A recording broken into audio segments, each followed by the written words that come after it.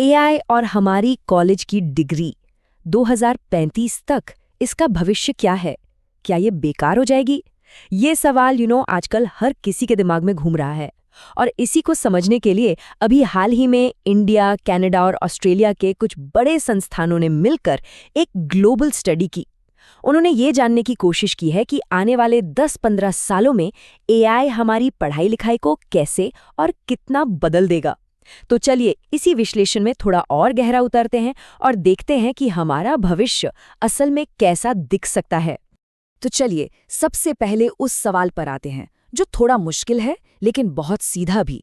सोचिए, अगर एआई मतलब चैट जीपीटी जैसे टूल्स हमारा सारा होमवर्क कर सकते हैं, हमारे असाइनमेंट लिख सकते हैं और बड़े से बड़े सवालों का जवाब दे सकते हैं, तो फिर 4 साल कॉलेज में लगाकर एक डिग्री हासिल करने का पॉइंट क्या है? उसका मतलब क्या रह जाता है? यही वो सवाल है जो आज पूरी एजुकेशन की दुनिया को हिलाकर रख रहा है। देखिए, एआई टूल्स पर तो आजकल हर कोई बात कर रहा है, लेकिन ये जो स्टडी है ना, ये एक ज्यादा गहरा सवाल पूछती है। असली चुनौती क्या है? एआई खुद या फिर हमारे टीचर्स और उनके पढ़ाने के तरीके? तो इस हिस्से में हम यही देखने वाले हैं कि असली बातचीत असल में टेक्नोलॉजी की नहीं, बल्कि हमारे टीचर्स के बदलते हुए रोल की है। और ये सिर्फ इंडिया की कहानी नहीं है, बिल्कुल नहीं। इंडिया में चंडीगढ़ यूनिवर्सिटी हो या कनाडा और ऑस्ट्रेलिया के बड़े बड़े संस्थान, दुनिया भर के टीचर्स और प्रोफेसर्स सब एक ही कश्मकश से गुजर रहे हैं। इस ग्लोबल रिसर्च से एक बात तो साफ हो गई कि भले ही हमारे एजुकेशन सिस्टम अलग अलग हों, लेकिन जो चिंताएं हैं, जो चुनौतियां हैं, वो काफ़ी हद तक एक जैसी ही हैं। तो फिर इस चुनौती का जवाब क्या है? जवाब छिपा है एक कॉन्सेप्ट में, जिसे कहते हैं ह्यूमन सेंटर्ड एआई। इसका मतलब एआई को सिस्टम से बाहर फेंकना नहीं है, नहीं, बल्कि उसे एक को पायलट, एक साथी की तरह बनाना है। मतलब आप इसे ऐसे समझिए कि एआई एक बहुत ही पावरफुल असिस्टेंट है जो आपको सारा डेटा, सारी जानकारी लाकर देगा, लेकिन आखिरी फैसला कौन लेगा, जिम्मेदारी किसकी होगी और क्या सही है क्या गलत, ये तय करने का काम हमेशा हमेशा इंसान का ही रहेगा। तो इससे हमारे टीचर्स का रोल कैसे बदल रहा है? देखिए, पहले के ज़माने में टीचर ही नॉलेज का अकेला सोर्स होता था, है ना? लेकिन अब वो एक गाइड बन रहे हैं, एक क्यूरेटर। उनका काम अब सिर्फ जानकारी देना नहीं है, बल्कि एआई जो जानकारी दे रहा है उसकी सच्चाई को परखना है, उसे वैलिडेट करना है।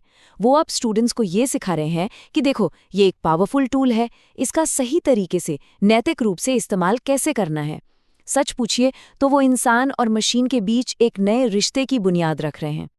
अच्छा, अब जरा खास तौर पर इंडिया की बात करते हैं। इस स्टडी में चंडीगढ़ यूनिवर्सिटी के प्रोफेसर्स ने कुछ बहुत ही जरूरी मुद्दे उठाए जो हमारे एजुकेशन सिस्टम की जमीनी हकीकत को सामने लाते हैं। और ये जो बात अब सामने आ रही है, ये शायद इस पूरी बातचीत का सबसे अहम हिस्सा है। इंडियन टीचर्स ने एक बहुत बड़ी चेतावनी दी है।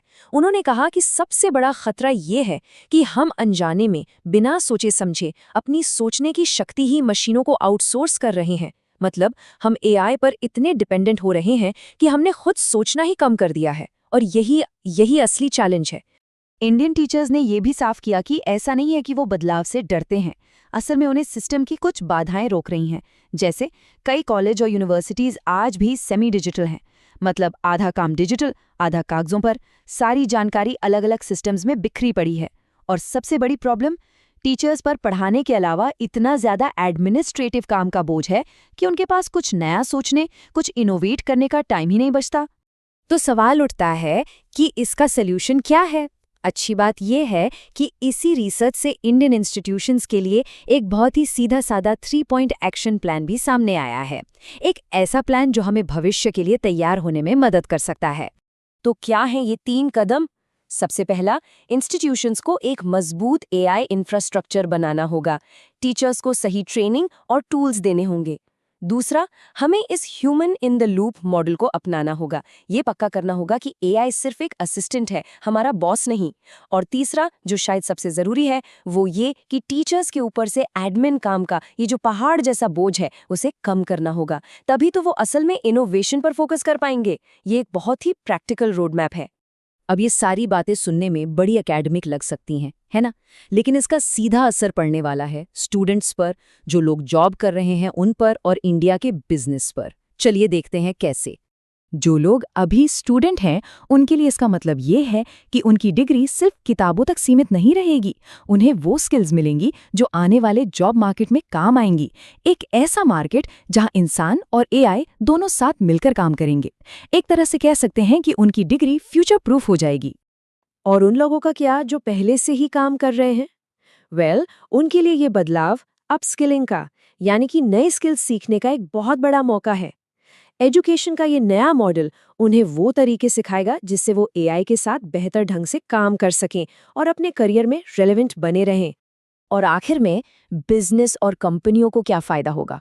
जाहिर है उन्हें ऐसे लोग मिलेंगे जो सिर्फ एआई इस्तेमाल करना नहीं जानते बल्कि क्रिटिकली सोच सकते हैं, जो एआई से मिले जवाबों को जांच परख सकते हैं और रियल वर्ल्ड की प्रॉब्लम्स को सॉल्व करने के लिए टेक्नोलॉजी का सही से इस्तेमाल कर सकते हैं। तो इस पूरी बातचीत का निचोड़ क्या है?